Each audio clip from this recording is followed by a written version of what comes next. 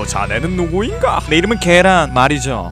혹시 여러분들 대리란 말 들어보신 적 있으십니까? 아마 대리란 말이 처음 쓰였을 때는 대리운전으로 쓰였을 겁니다. 아시다시피 술 먹은 사람들을 위해 대신 운전해준다는 말이죠. 하지만 게임이나 만화에서는 다른 의미로 대리란 단어를 씁니다. 실력이 부족한 사람을 대신해서 엄청난 실력을 가진 사람이 대신해서 게임이나 경기를 뛰어주는 걸 대리라고 표현을 하죠. 대표적인 예시로 유이왕에서 불가사리 머가리가 카드게임을 대리로 맡겨가지고 두 개의 대회에서 우승을 하기도 하며 고스트 바둑왕에서도 수십 년 전에 죽은 영혼에게 대리를 맡겨서 바둑을 두기도 합니다. 다들 알다시피 코난에도 대리게임을 뛰는 것을 흔하게 볼 수 있는데 유명한을 재우고 코난이 대신해서 출연하는 게 대표적인 예시죠. 하지만 이런 유명한이 본인 혼자 사건을 해결한 적이 있다는 거 아십니까? 오늘은 본인 스스로 해결하는 스마트 유명한 모드가 언제 나왔었는지 한번 알아보는 시간을 가져보겠습니다. 일단 첫 번째로 유명한이 본인 스스로 사건을 해결한 것은 유도부 동창회 사건 편이었습니다. 이 사건은 유명한이 대학교 유도부에서 친했던 사람들과 5년 만에 동창회를 가지면서 벌어진 사건이었습니다. 이 사건은 코난에서 흔히 나오는 클리셰로 진행이 됩니다. 처음에는 화기애애한 분위기를 펼쳐주다가 드래곤볼 마냥 사람들이 흩어져 버리고 그 잠시 흩어진 사이에 누군가 뒤지고 몇 시간 뒤 시체로 발견된 형식으로 진행이 되는데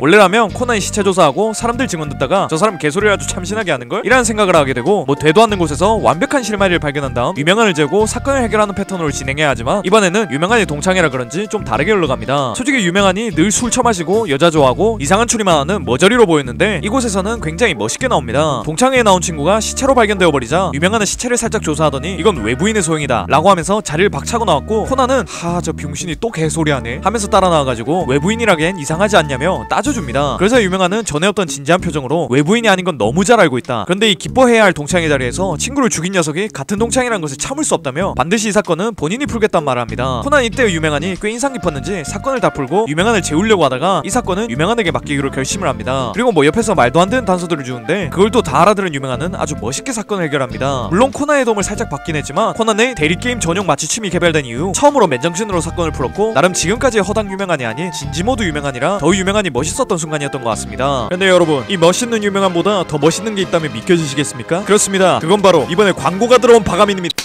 이번에 아주 누추한 채널에 광고를 넣어주신 아주 감사하신 분의 이름은 바로 서브샥 VPN. 아마 VPN 하면 뭔가 컴퓨터에 손상을 주는 자료들이 받아지는 게 아닌가 하는 그런 걱정을 하신 분도 계실 건데 이 서브샤크에는 클린웹이 포함되어 있기 때문에 깨끗한 사이버 바다에서 웹서핑이 가능하죠. 이런 기능만 있는 게 아닙니다. 여러분들 중에 몇몇은 아마 넷플릭스를 이용하고 계신 분들이 있을 겁니다. 근데 여러분 혹시 그거 아십니까? 각 국가마다 자체 넷플릭스 라이브러리가 있다는 것을. 만약 여러분들이 이 서브샥 VPN을 사용하신다면 한국의 라이브러리만 볼 수 있는 것이 아니라 다른 국가의 콘텐츠 라이브러리까지 볼 수 있으므로 여러분들이 즐기실 수 있는 TV 영화의 양이 늘어나게 되는 거죠. 그리고 우리의 남성분들은 아시다시피 이 VPN을 사용한다면 여러분들이 볼 수 있는 그 막 이제 은밀한 그것을 이제 막 보실 수 있게 되는 겁니다. 사실 브라운 박사님이 머리가 빠진 것도 이 서프샤크를 알게 된 후 아주 엄청난 것들을 보게 되면서 그랬다는 썰도 있는 거 아십니까? 박사님 지금 뭘 보고 계신 거죠? 도이라 하레비가 53년을 모쏠로 살아서 이 서프샤크 VPN을 이용해서 즐거움을 느끼는 중이란다. 같이 봅시다 박사님. 그리고 이번에 이 서프샤크 VPN을 사용하신다면 3개월 추가 이용에 24개월 기준 최대 83% 할인이 가능하다는 사실. 자세한 사항은 고정 댓글과 설명란에 추가해놨으니 한번 보시면 좋을 것 같네요. 다시 영상으로 돌아와서 유명한의 활약상을 다시 보겠습니다. 두 번째로 유명한이 활약한 사건 역시 동창과 관련이 있습니다. 약간 과거 추억과 관련이 있으면 유명한이 각성하는 것 같은 느낌이 드는데 머리 한 대 세게 때려가지고 아예 지능 수준을 과거로 돌려버린 것도 나쁘지 않을 것 같습니다. 혹시 제가 사이코패스라고 느껴지나요? 이거 이 만화 주인공이 자주 하는 짓거리입니다. 그저 만화를 하도 리뷰하다 보니 주인공과 닮아가는 거라고 생각해주시면 감사하겠네요. 아무튼 유명한은 어떤 TV 프로그램의 오프닝 멘트를 해주기 위해서 처음 보는 저택에 가게 되고 코난과 유명한 세트 메뉴를 시키면 살인사건이 자매품으로 따라오기 때문에 당연히 살인사건이 일어나게 됩니다. 하지만 유도부 동창회 사건과 비슷하게 이 살인사건에는 유명한과 같은 중학교를 나온 여자가 연루되고 맙니다. 참고로 이 여자는 중학교 때는 별로였는데 성인이 되면서 엄청난 미인이 돼가지고 여배우를 하게 된 사람입니다. 만약 지금 이걸 보고 계신 분들이